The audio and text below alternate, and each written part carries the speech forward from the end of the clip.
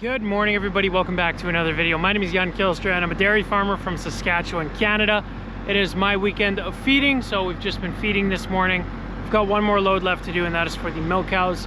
Since it is my last load of the weekend, I am going to take some tires off of the plastic here, just so that the guy feeding for the rest of the week isn't gonna have to do this on his first shift. That's what I'm gonna do here, and then we're gonna mix the last load of the day. That is the third load for the milk cows. Once we're done that, we are gonna bale some straw this afternoon. One of our neighbors has started combining his fall rye, and they were dropping straw for us, so we're gonna go over there, bale that. Hopefully get that done today. We'll see how that goes. We also might start combining today our peas. They were desiccated, I believe, 6 days ago now, so they should be getting real close. We did it with Reglone, so that should cook it real quick. So hopefully we can get the combine going out in the field today. Brent will be taking care of that. So yeah, that's what the day looks like today. It's another nice hot summer day. Summer's not gone yet. It definitely felt like it was gone there during second cut of alpha. It got pretty cool there, you know, single digits in the mornings. But now we are back to those almost touching plus 30 afternoons with the sun shining. So that's hot, and it feels like we're back in the middle of summer. So that's good. We need some heat to cook the crops, dry them out, helps things move along. We're starting to get a little bit behind, I think, in crop maturity terms. You know, we're gonna be starting the peas right at the end of August here, where usually it'd be middle of August is when we kind of get into the peas. So anyway, plastic feed, pitter patter. We're only trying to take 2 meters of plastic off the whole length. Try to keep the pit face moving evenly across. So the first thing I always do is make our double line of tires.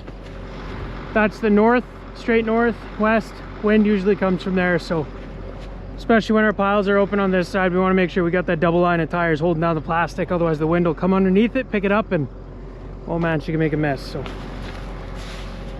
always a double line of tires.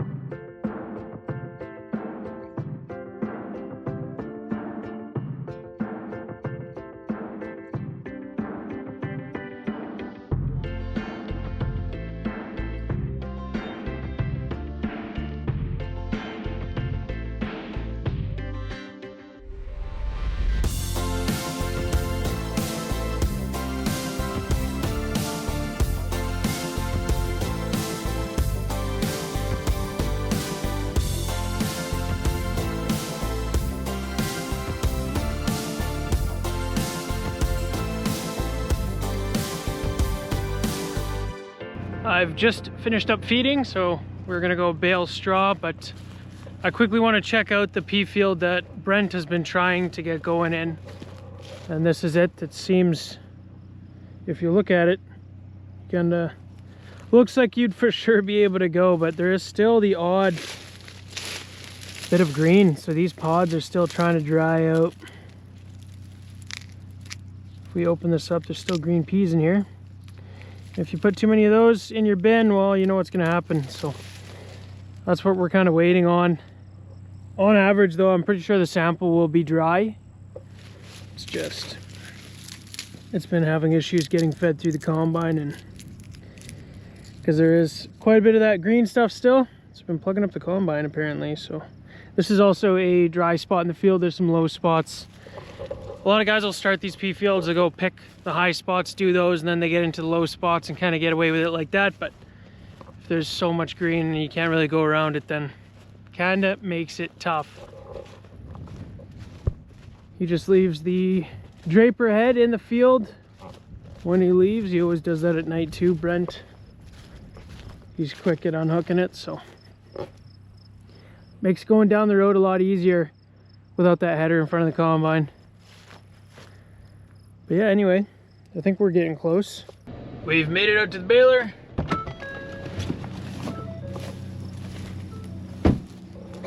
Check the oil real quick.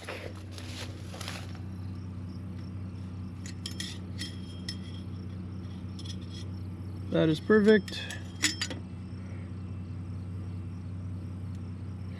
Battery disconnect. I didn't even turn that off last night. Let's hope she fires up. I came out here last night and baled about 70 bales. I initially made about 20 and then I had to drive back to the yard.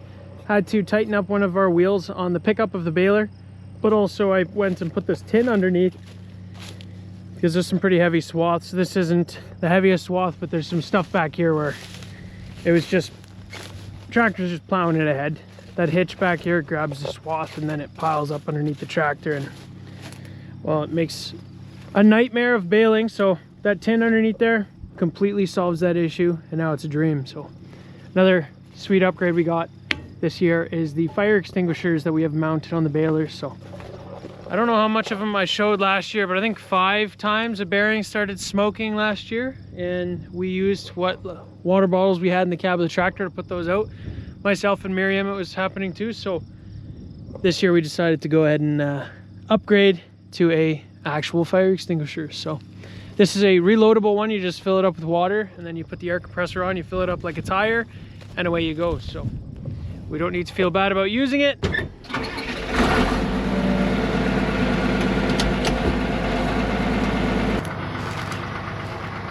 Well, that's not supposed to happen. What's going on here?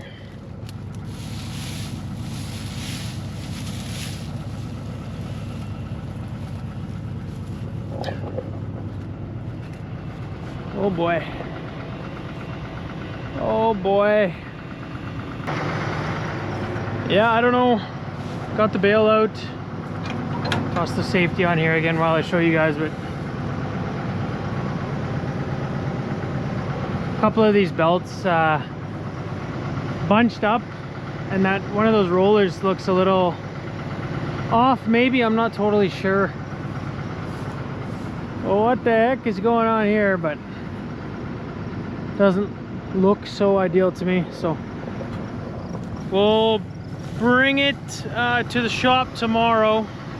That looked at it, I'm sure they'll check it out. I think it's a lot worse. It looks a lot worse than it actually is.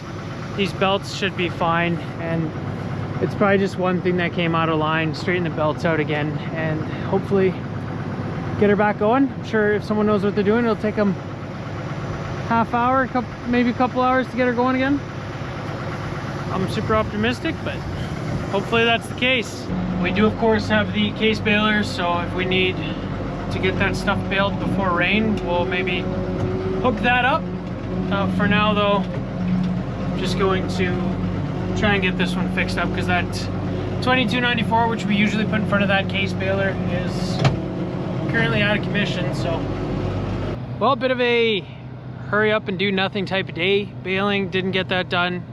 Combining, we didn't even try. There's no point heading out all the way to the field on a Sunday afternoon to find out that it's still not ready to go. Just wait an extra day till tomorrow and then hopefully get into those peas too. So Didn't get any of that done either, but Dad's gonna try and swath some barley.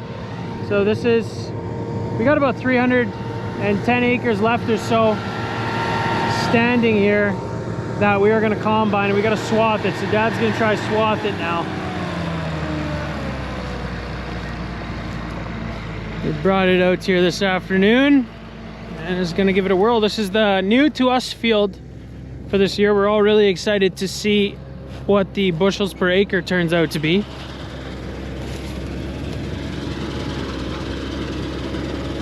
There's some regrowth like right here. I think we're gonna start losing heads pretty soon. They'll kink over and we'll lose them if we don't swath it now, so.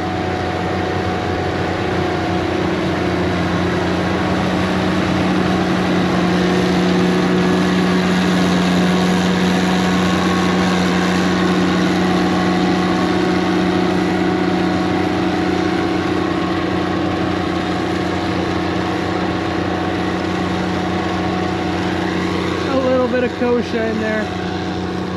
There's a little bit of weeds in the front of this field, but for the rest it looks pretty clean. So I'll try and find you guys an example of what we're worried about.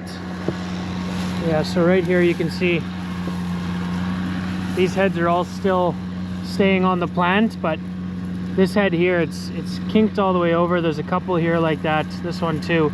Eventually that's just gonna fall off, and then you won't be able to get it anymore. So it's kind of the same situation as the fall rye where that was at. It just needs to get dropped, swathed, and then the green stuff can die off. It's pretty crazy. We got a perfectly green head here. This one looks like it just came out. It's not even starting to fill yet. We've had a bunch of random second growth this year in crops that shouldn't be having second growth because they haven't been harvested yet.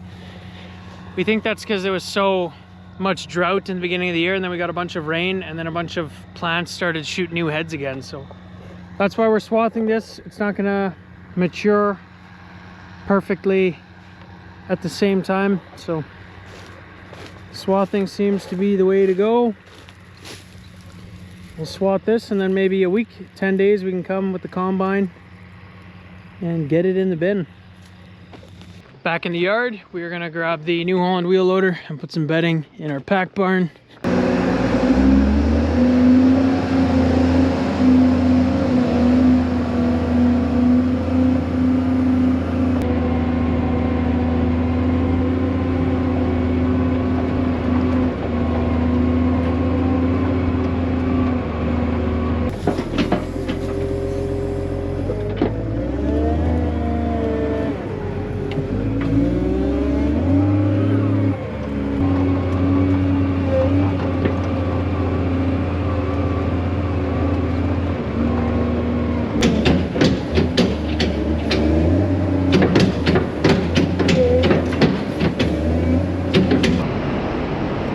That is a bedded straw pack, looking good.